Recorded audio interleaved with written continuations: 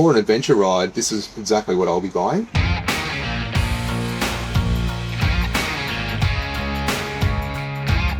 Hey guys, Andy from AMA here. With winter right around the corner, it's a great time to get on the bike and do some adventure and touring riding.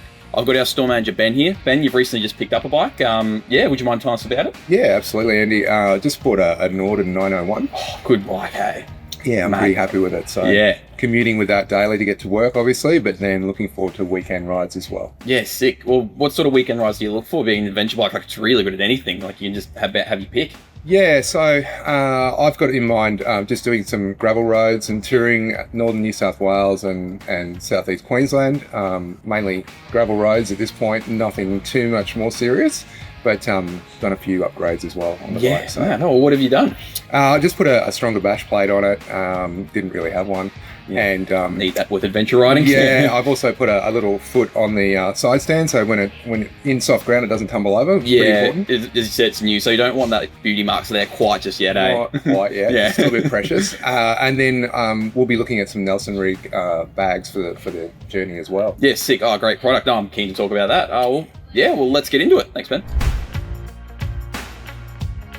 All right, Ben, we've got the Leatt 9.5 carbon here. Would you mind giving us a quick walkthrough about why you've picked this over some other alternatives? It looks great, by the way, in the carbon. Yeah, it does look good. It's a pretty striking looking helmet with that open weave. Look, for me, my choice was this one just because of the fact that it's so light. Yeah. And it's going to help with neck fatigue on the longer rides, whether it's on-road or off-road. Yeah. So that's one of the many reasons why I picked this one. As you said, with the carbon, reduces neck fatigue, also looks really cool. It's lighter, it makes it more visible on the trails. You've got the 360-degree turbine technology there. It's sort of similar to MIPS, which is on the market. So what that means is, like, you have a bit of a whoopsie on the bike, it will just sort of slide a bit, and that just sort of helps you prevent injury that would have otherwise may have occurred. Mm-hmm. It's all ECE 22.06 approved, guys. This particular helmet has a set of goggles in the box that is designed specifically for this opening and this helmet. So most adventure helmets, you can use a goggle, we all know that, but this one is the only one that we have in our range that's actually designed with the goggle in the box. So you know it's going to fit well, keep out all the dust and all the critters that you may or may not pick up on the road or off-road. So that's a great feature. Also, this particular lens comes with, it's already photochromatic, ready to go. So it means that it will auto darken in sunlight. Yeah, so you need another one. Yeah, that's the one helmet, and then you get the goggles and you're set up. Pretty much got everything you need and you can just ride. Yeah, sweet. Oh, yeah, that's great. And as you were saying earlier with the goggles, it does, on those sort of more technical adventure sections, it can just sort of help the airflow get into the helmet so, it doesn't fog up, and vice versa. You've got the visor for the highway, so that just sort of makes things a bit quieter, a bit nicer. It is aerodynamically designed in a wind tunnel to help reduce that neck fatigue, which Ben was sort of talking about on those sort of longer touring rides. All right, Ben, we've got the Alpinestars Andy V-Force Dry Star here and the Halo Pro laminated.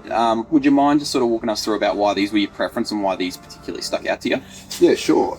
So this one, the laminated, is, I guess, the biggest feature for me is the fact that you can get great airflow. Yeah. So you can just remove the sleeves and stow them in the back pocket, which is a zipper here, and zip it back up. Yeah. But once you've done that, you're getting the airflow you're chasing, but you're still protected. There's still CE armor in the sleeve there that always remains. Yeah, cool. So no matter what situation you're in and how hot it is, you're still got armor with you. This one, it's got a traditional zip down the middle. Yeah, cool. It doesn't have removable sleeves, so it's a little bit more of a traditional jacket. Yeah, sort of adventure jacket. Yeah, but they both have strengths in their own sort of space. Yep. I guess this one is for a more traditional rider that's probably had an adventure jacket before. Yep. This one I find is attracting a lot of the newer riders to a bit more experimental. A little bit lighter duty in as much as just the weight of it. Yeah. But it's certainly not light duty in features or strength. Or protection. Or protection at all, as I mentioned earlier. Yeah. All right, Ben, so we've got the Falco Aventura 3 boot here.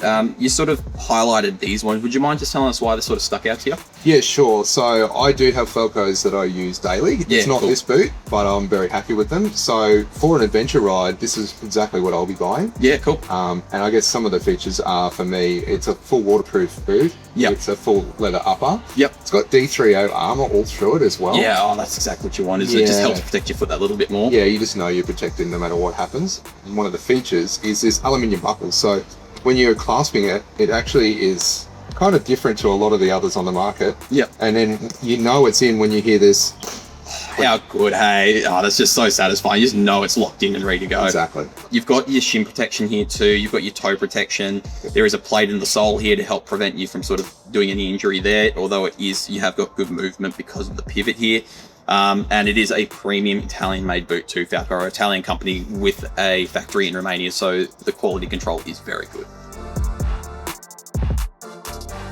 All right, Ben, we're over here in the gloves section, and you pointed out the 5 TFX1. What sort of drew you to these, and why would you recommend them to other riders? I love these gloves because they're super flexible and easy to wear. So they don't have any hard parts on them anywhere. They're super malleable, and yet you're fully protected. So for instance, it is a Gore-Tex glove. It will keep your hand dry.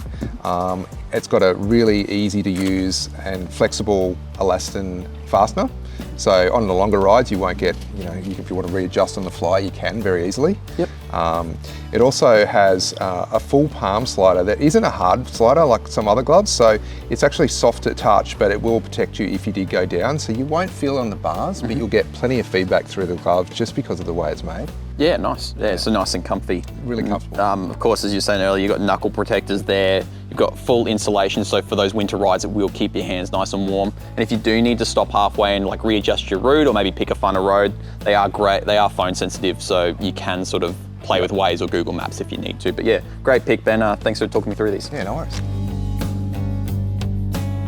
All right, Ben, I was asking you about accessories for people who are maybe starting in some touring or adventuring, and you said the Nelson Rigg Hurricane 4010 bag. Why would you recommend that to a newer rider?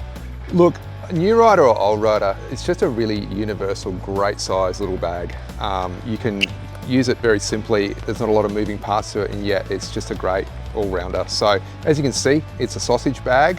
So once you put in what you want to put in, you can just cinch it down and use this very simple clip here, just clips together. If you haven't got a full bag, you can actually use this one-way valve and just cinch it down. That's nice and easy. And then lock it off, and it will stay relatively the same shape for the duration of your ride. And to mount it to your bike, it will mount to any bike in just about any configuration, and it's completely waterproof. There's some great webbing here that you can use, the optional Nelson Rigg straps, which are available here at AMA.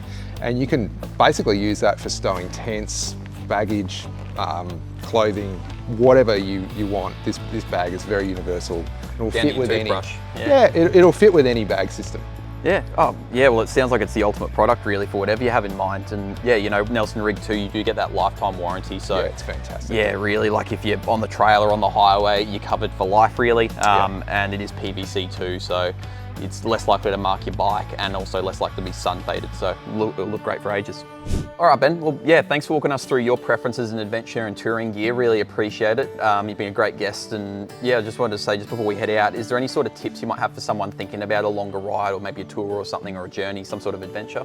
Yeah, sure. I guess the thing about doing any kind of longer ride is just to be comfortable.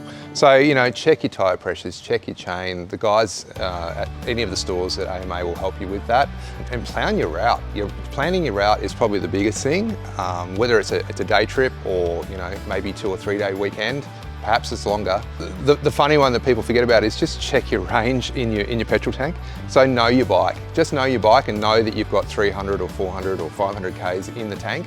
So you can plan your route accordingly. So you don't want to be getting caught short. Or where petrol stations might be. So if you are planning on going out really far west and it is, a long stop between petrol stations, just making sure you've got that distance covered there. No, that's a really good tip. Thanks for that. But yeah, guys, thanks for watching, and come down, say hi to the team at AMA, and we can help you anytime. Thanks.